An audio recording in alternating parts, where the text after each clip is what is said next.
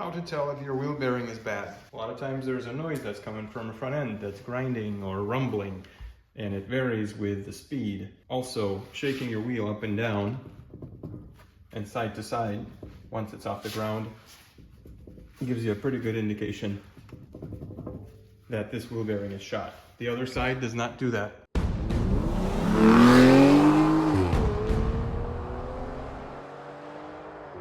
So how do you know that you have a bad wheel bearing? Well, sometimes you may have grinding noise that changes with speed, acceleration, deceleration. I have the little bit of a rumble that's coming from the front end, and I couldn't figure out, is it left side or right side? So what I've done is I put my truck on jack stands, and then you want to shake the wheel from left to right and up and down. So basically 3 o'clock, 9 o'clock, 12 o'clock, 6 o'clock. And I definitely noticed there's a play. You hear that?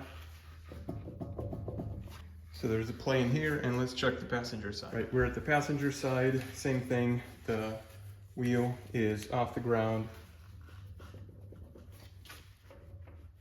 Really no play compared to the other side. It's not making any noise, so the passenger side seems to be fine. Back to the driver's side. So let's replace it. If your brake rotor is stuck and you try the rubber mallet and you are not succeeding, you don't want to mess up your rotor, you want to keep it. The easy way to remove it is to get yourself a bolt, a nut, and a washer.